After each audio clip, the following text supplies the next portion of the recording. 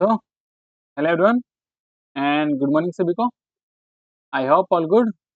So today we'll discuss about this lecture and the same lectures as the next lecture. So lecture, what is lecture and lecture क्या है भाई अपना? तो lecture तो आपको मालूम हो ही गया है क्या पढ़ने वाले हैं। तो हम डिस्कस करते हैं पीवाईक्यू सीरीज का। भाई सेम पैटर्न तो अभी चल रहा है हमारा, ठीक है। चलिए, पीवाईक्यू सीरीज का लेक्चर नंबर 6 है और पीवाईक्यू सीरीज अपनी 5 है। और target for every exams and the target is SSC exams. कौन से? जो एसएससी के एग्जाम्स हैं उनको टारगेट करके हमने ये सीरीज चला रखा है। तो आप लोग चलिए जमे रहिए। फर्स्ट क्वेश्चन इज, किसी को कोई डाउट सेशन हो। अच्छा, एक बात और तो इम्पोर्टेंट बात है, आपको कुछ भी चाहिए तो इसी ग्रुप के इसी वीडियो के डिस्क्रिप्शन में टेलीग्राम चैनल का लिंक दिया हुआ है। आप वहाँ पे जाकर टेलीग्राम ज्वाइन कर लीजिए, आपको हर एक प्रकार की पीडीएफ मिल जाएगी, किसी भी एग्जाम की लेटेस्ट न्यूज मिल जाएगी, लेटेस्ट अपडेट मिल जाएगी। And then if any problem you have to share this Telegram. चलिए, पृथ्वी के वायुमंडल की कौन सी परत हानिकारक क्या है? पृथ्वी के वायुमंडल की कौन सी परत हानिकारक स्थलीय और सौर विकिरण को रोककर पृथ्वी पर जीवन की रक्षा के लिए जिम्मेदार है? तो वो समताप मंडल है।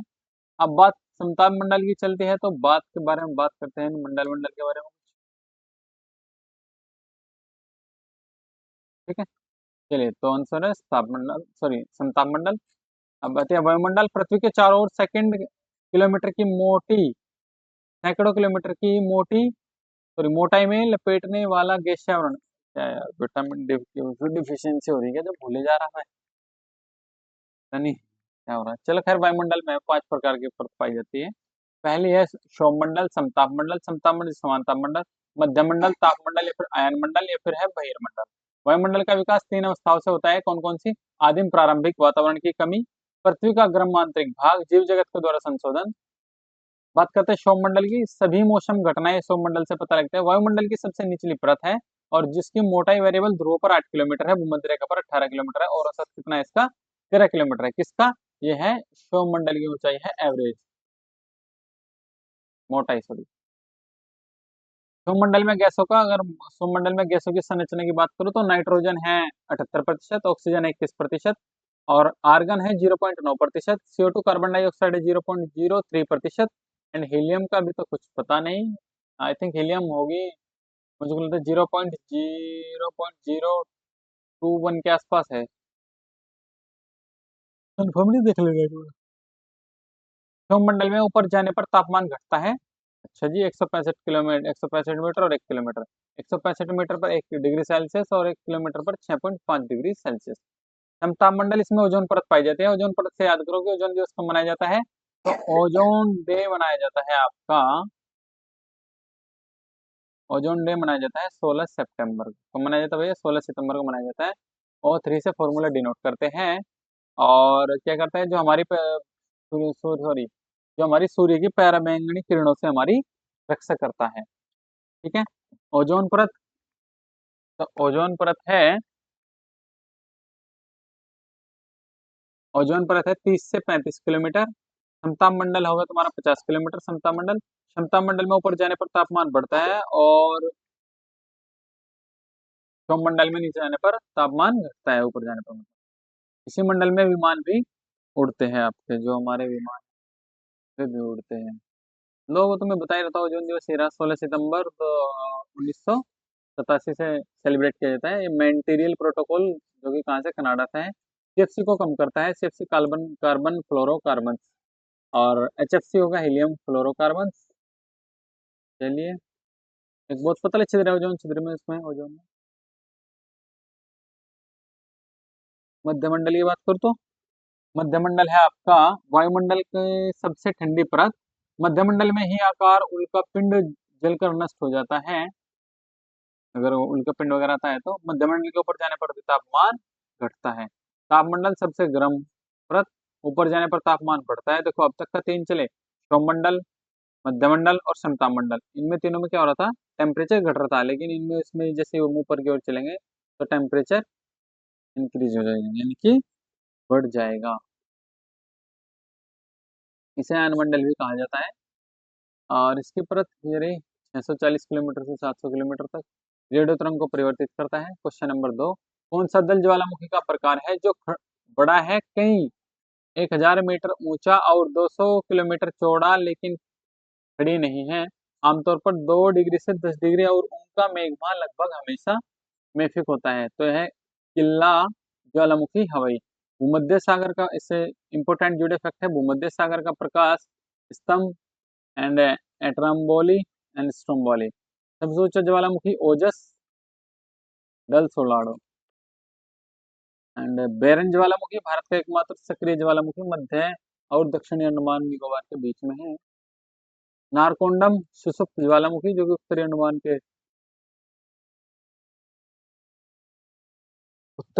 अंडमान के पूर्व में है। एंड माँ कोटोपेक्सी ये इक्वाडोर में है। कहाँ है? इक्वाडोर।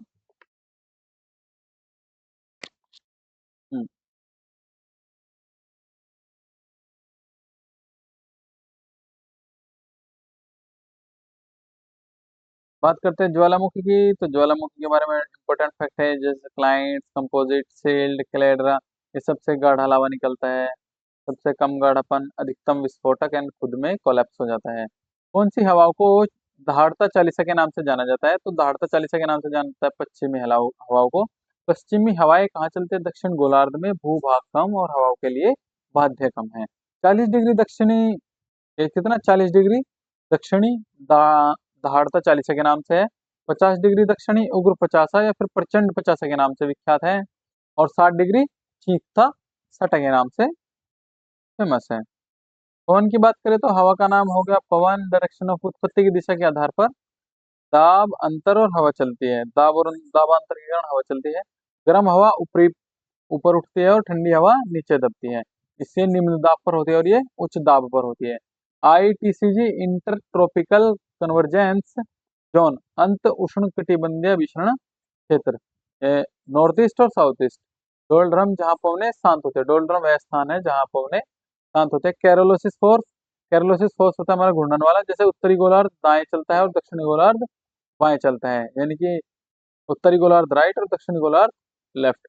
व्यापारिक हवाएं देख लो भाई, व्यापारिक हवाएं होती है स्थायी पवने, ये ईस्टर्लीज और वेस्टर्लीज, या फिर पूर्वी पवने या फिर पश्चिमी पवने। लेक्चर नंबर 1 खोलना, इस चित्र के बारे में पूरी डिटेल मैंने बताई हुई है आपको।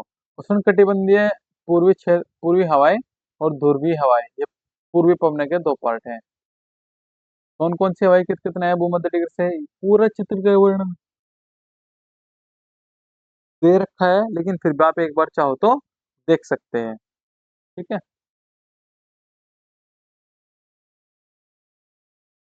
भारतीय संविधान के किस अनुच्छेद में यह उल्लेख है कि किसी भी व्यक्ति पर एक ही अपराध के लिए एक से अधिक बार मुकदमा नहीं चलाया गया जाएगा या फिर दोहरा दंडित नहीं किया जाएगा? आर्टिकल 20 का दूसरा है। आर्टिकल 20 का दूसरा पार्ट है। आर्टिकल 20 का दूसरा पार्ट, आर्टिकल 20 का दूसरा पार्ट है।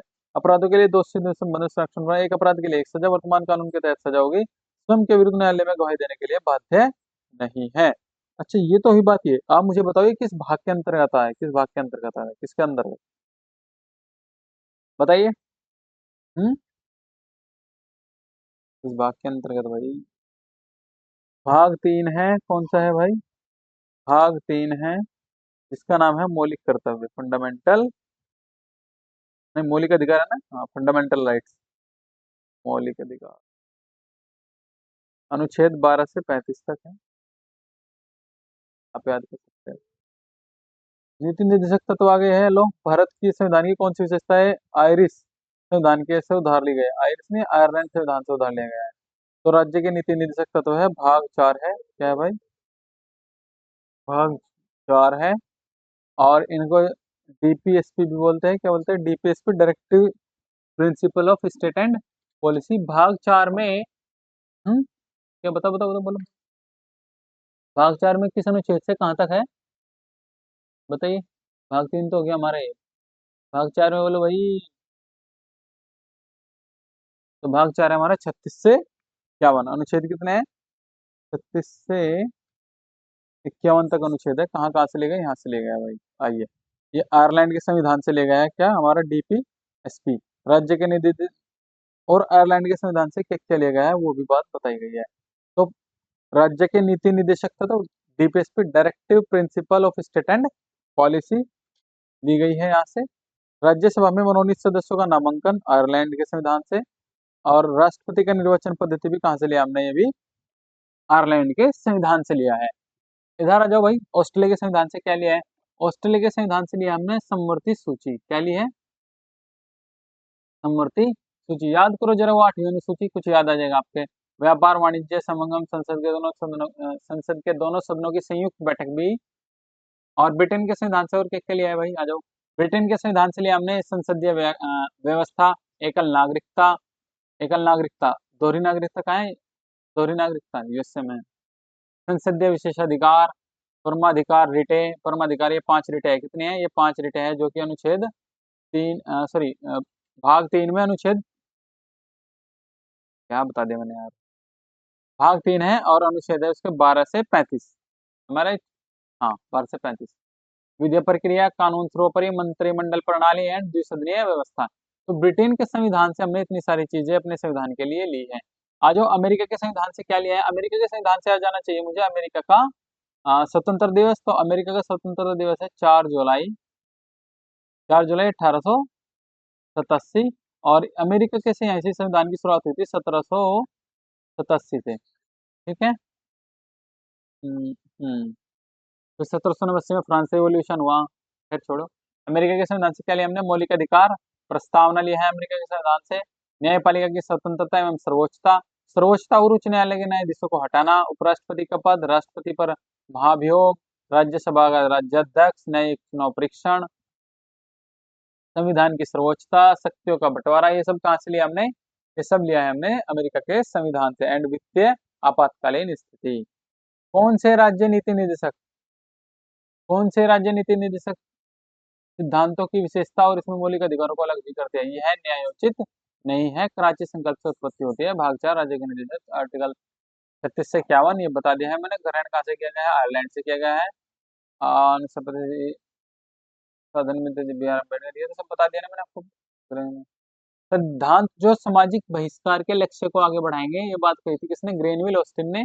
और लक्ष्य और आकांक्षाओं का घोषणा पत्र किसने किया, केसी भैया ने। चेक का भुगतान बैंक द्वारा अपनी सुविधा अनुसार किया जा सकता है, केटी साहा ने।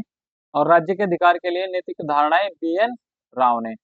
अच्छा ये तो थी बी एन राव ने। और एम एन राव ने क्या किया भाई, एम एन राव ने 1934 में संविधान की सबसे पहले मांग की थी एम एन राव ने, मणिंद्रनाथ और ने। डीपीएसपी का वर्गीकरण की बात करते हैं तो डीपीएसपी का वर्गीकरण चलता है ये, यानी कि आर्टिकल सामाजिक आर्थिक सिद्धांत। तो ये मिलेंगे आपको 38, 39, 39 से 41, 42 जिनमें संबंध है। ये 51 है ना, 36 से 51। गांधीवादी सिद्धांत अनुच्छेद 40 से 48, अनुच्छेद उदारवादी 44 से 50। क्वेश्चन नंबर 7, मगध साम्राज्य पर शासन करने वाले प्रथम राजवंश का नाम क्या है, तो उसका नाम है हर्यवंश।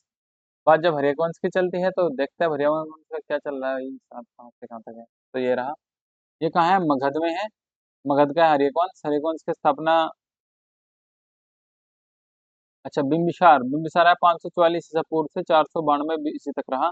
अपने चिकित्सक जीवन को उज्जैन शासक पीलियो से ग्रस्त भेजा है। आजाद शत्रु, आजाद शत्रु के बारे में देखो, ऐसा आजाद शत्रु एक नाटक भी है जो उसने लिखा है जयशंकर प्रसाद ने राइट किया है। इस छवि पर विजय प्राप्त की, कौशल को हराया, राजा की बेटी से विवाह किया, प्रथम बौद्ध सम्मति का नक्शा कौन, आजाद शत्रु, पिता बिंबिसार की हत्या, और युद्ध इंजन गुलेल का आयोग करके वैशाली पर विजय प्राप्त की। उदयन, फिर उदयन राजधानी राजगीर राजगृह से पाटलिपुत्र परिवर्तित किया, पाटलिपुत्र की राजधानी वर्तमान में नाम का है पटना में है। शिशुनाग वंश अवंती को हराया और मगध में विलय ले लिया।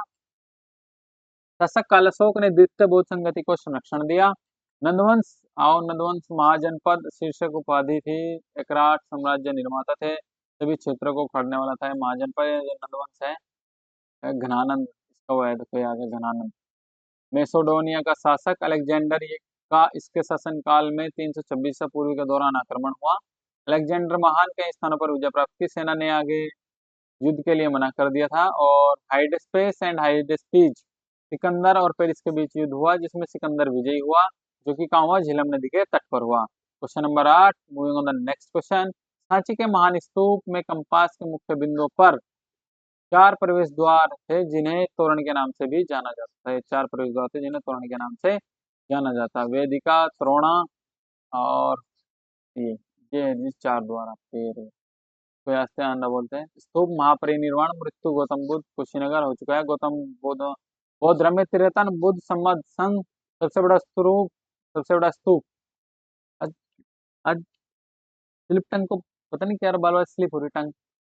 केसरिया बिहार, धूम समेक स्तूप, सारनाथ उत्तर प्रदेश, रामभर स्तूप, रामभर स्तूप कहाँ है भाई, कुशीनगर उत्तर प्रदेश। और सांची स्तूप Madhya Pradesh. And बोरोबुडूर stupa Indonesia में। इंडोनेशिया की राजधानी जकार्ता, क्या है, जकार्ता। नेक्स्ट, दिल्ली सल्तनत का अंतिम शासक था इब्राहिम लोदी। फिरोज शाह तुगलक चला 1351 से 1388 तक। सिकंदर लोदी चला है 1489 से 1517 तक। और 1504 में आगरा की स्थापना की थी किसने, सिकंदर लोदी ने। बिल्कुल सही, 1504 में इसने स्थापना की थी आगरा की। ठीक है। मोहम्मद बिन तुगलक 1325 से 1351, एमबीटी साहब है। 1325 से 1351। समकालीन यात्री कौन था इसका, इब्न बतूता, जो कि मोरक्को से आया था और जिसकी पुस्तक थी रिहाला। उसके शासनकाल के दौरान लेखक जियाउद्दीन बरनी, तारीख फिरजोसी फिरोजशाही और फतवाए जहादारी। मोहम्मद बिन तुगलक ने विभिन्न पृष्ठभूमियों के लोगों को उच्च प्रशासनिक पदों पर नियुक्त किया, जिनमें शामिल है अजीम कुमार एक शराब निर्माता, फिरोज हज्जाम एक नाई, मनका तब्बस एक रसोईया, लाधार पीरा दो माली। इसे सबसे बुद्धिमान मूर्ख के नाम से भी जाना जाता है। किसको, अरे अपना बेटे मोहम्मद बिन तुगलक। मूवी देखो, उसको सब समझ आ जाएगा। दोआब में कराधान 1326 ईस्वी में। वैसे 1325 से 1351 तक रहा। 1325 से 1351 तक, यानी किसने कितने साल राज किया भाई हमारे यहाँ, 26 साल है। राजधानी स्थानांतरित थी 1327 में दिल्ली से दौलताबाद, और दौलताबाद से देवगिरी। सबसे बड़ा साम्राज्य था उस टाइम पर इसका। उन्होंने खुरासान अभियान 1329 में प्रस्ताव रखा। कराची अभियान 1330 में चला। टोकन मुद्रा चलाई 1329 में, उच्च मूल्य वाली कांस्य मुद्रा। इब्राहिम लोधी आए 1517 से 1526। साहू साहब बाबर के साथ पानीपत की लड़ाई लड़ी 1526 में। दौलत खान और बाबर, आ जाइए भाई, ये बड़ा इंपॉर्टेंट है भाई, दौलत खान बाबर। केंद्रीय प्रशासन, आओ। केंद्रीय प्रशासन जिसका क्या मतलब वो था, टाइटल, पद था।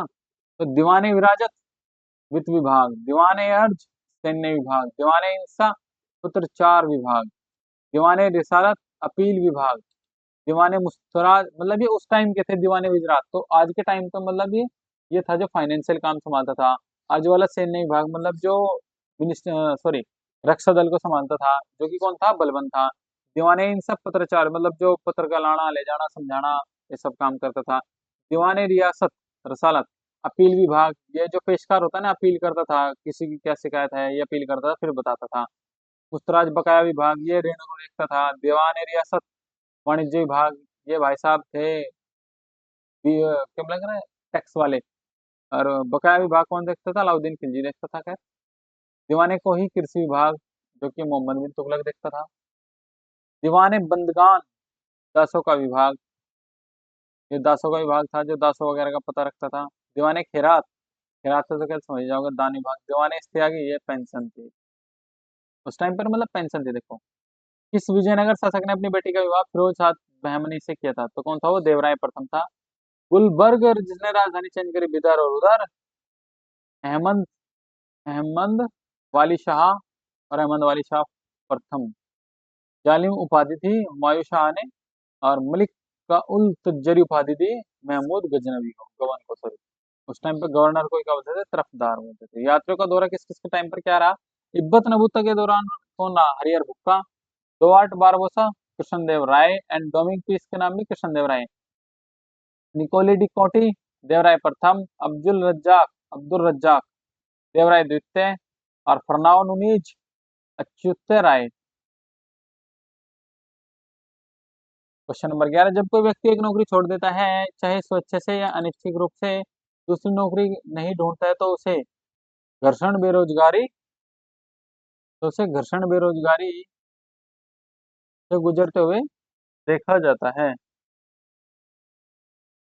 मुद्रास्फीति समानुक्रमानुपाती 1 बेरोजगारी फ्लिप वक्र है। फ्लिप वक्र मुद्रास्फीति और बेरोजगारी के स्थिर को स्थिर और उनके बीच के विपरीत संबंध को दर्शाता है। बोलेगा ना, फ्लिप वक्र होगा। बेरोजगारी के प्रकार, तो बेरोजगारी के प्रकार देख लो भाई। पहला है संरचनात्मक प्रकार बेरोजगारी का। हम्म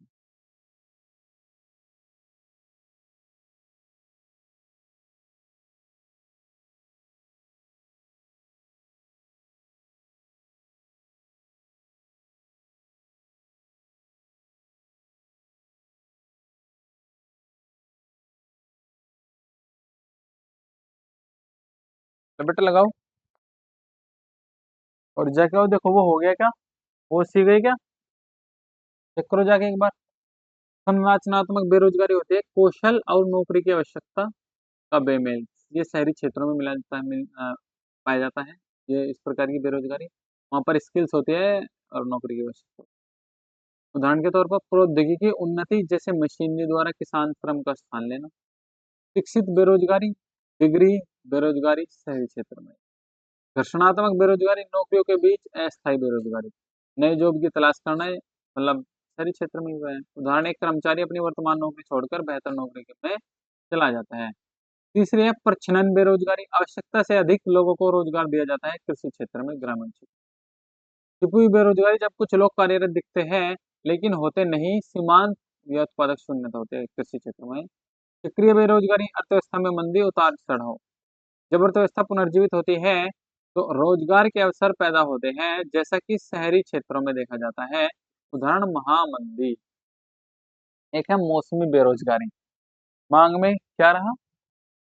हेलो, हे बच्चा, बच्चा क्या हुआ, हो गया क्या वो, ठीक है वे, तो उसको बोल के आओ उनको जल्दी से, जाओ उनको, अंकल उन्होंने बोला है अंकल ने। मांग से मौसमी बदलाव के परिमाण स्वरूप ग्रामीण। आते टाइम गेट लगा देना बेटा। भारत में निम्नलिखित एन आई की गणना इतिहास के संबंध में, तो एन आई दादा भाई नौरोजी ने भारतीय अर्थव्यवस्था को दो भागों में विभाजित किया, प्राथमिक और द्वितीयक। तो प्राथमिक और द्वितीयक, जहां तक मुझे लग रहा है मैंने बताया हुआ है, शायद शायद शायद सेकंड लेक्चर में। Poverty and un British rule in India, किसने बुक लिखे है, दादा भाई नौरोजी ने लिखे है। गरीबी रेखा, ब्रिटिश संसद के संसद बनाने वाले प्रथम व्यक्ति है। रस्त गोफार पत्रिका, भारत का वयोवृद्ध पुरुष कहा जाता है दादा भाई नौरोजी को। और ईस्ट इंडिया एसोसिएशन 1918 होगा भाई, 1866 है। एंड इसी के टाइम पीरियड की है रहनुमाई मजदयासन सभा, 1851 में हुई। नौरोजी फरदोसी, दादा भाई नौरोजी और एस एस वांगाली में तीन लोग थे। क्वेश्चन नंबर 13 है, निम्न में से कौन सा ऊतक का एक प्रकार है, तो ये तीनों ऊतक के प्रकार है, रक्त, हड्डी और लिगामेंट।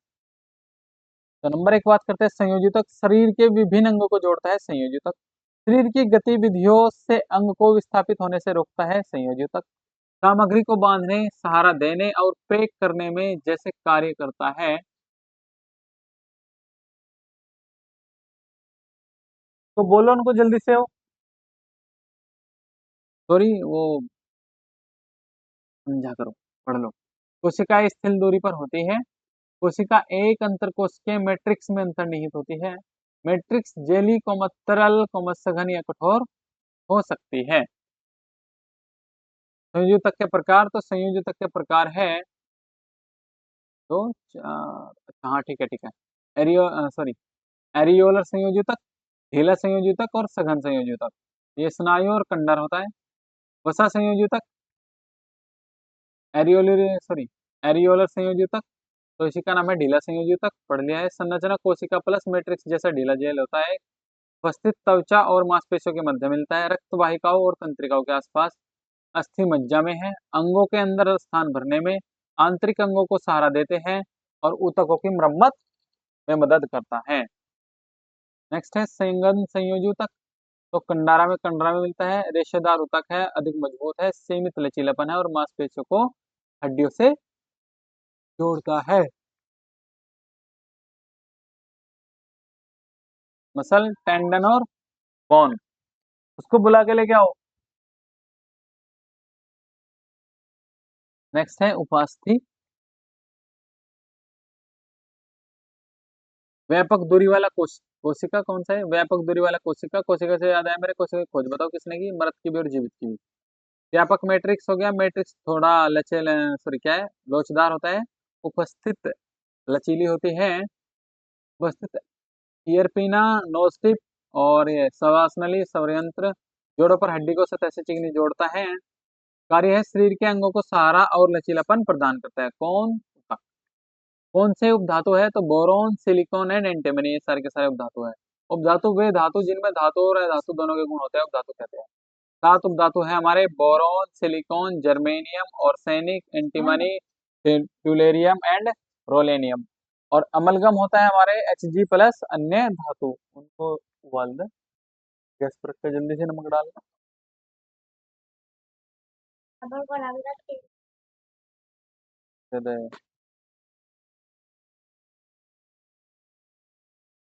क्वेश्चन नंबर 15 है, पखवाज अक्षरों का प्रयोग मुख्य रूप से किस भारतीय शास्त्रीय नृत्य को समाप्त करने के लिए किया गया था? ओडिसी को। ओडिसी नृत्य ये रहा महर्षि गोतोपुआ, क्या नाम है, गोतीपुआ, जो जल को दर्शाता है, उड़ीसा का डांस है। एलिमेंट्स इसमें मंगलचरण, पाटू नृत्य, पल्लवी, हरिजाम और मॉक। गीत लगा के आओ। गोटीपुआ उड़ीसा का एक परंपरा, सॉरी पारंपरिक नृत्य है जिसे मूल रूप से महारियो मंदिर की महिला नर्तकियों द्वारा किया जाता है। आज युवा लड़के महारियों को शैली में नृत्य करते हैं।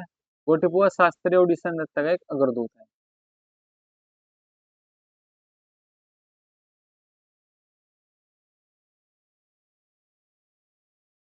बंद कर दे। नेक्स्ट, केलुचरण महापात्र, यही है उड़ीसा के जनक जो है वो उसी के। इन्हें पद्म विभूषण भी मिला है। और तो पंकज चरण दास दो है, उड़ीसा का आधुनिक स्वरूप है ये। एक्सपोनेंट्स ऑफ उड़ी ये हो गया, मोनिटी, ये दोनों। भूटान, ये ट्रिक है, भूटान के प्रधान माध्यम से मिलने उड़ीसा आए और यह बात विजय ने संजू और साहू को बता दी। तो भूटान सगुन भूटान, गंगाधर प्रधान, माधवी मुगल, उड़ीसी विजयानी सत्तापाई, संजू का कनिग्राम, सुधुकर साहू। वो से देगी, आप बैठो आराम से। सामा चेकवा एक लोक नृत्य है जो भाई बहन सामा और चेकवा की पारंपरिक कहानी पर आधारित है। इस भाई अपनी बहन को बचाने के लिए किसी भी हद तक जा सकता है। यह लोक नृत्य भारत के किस राज्य से जुड़ा है? तो वह राज्य है तुम्हारा आईएएस की भूमि, बिहार। बिहार क्या हो रहा है? जाट, जटिन, विदेशिया, धोबिया, झिझिया, झरनी, पाइगा।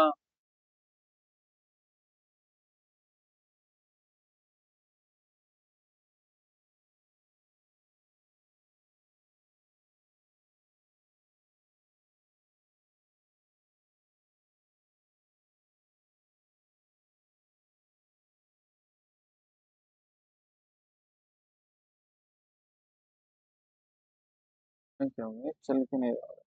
लोग लग गए इसको मार कर।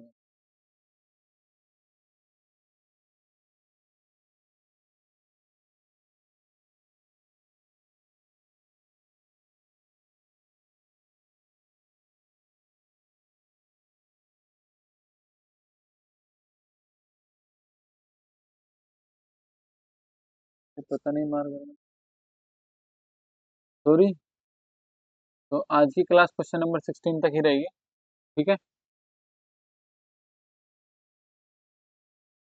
अरे अरमान, देखना इसको वर्क क्यों नहीं कर रहा?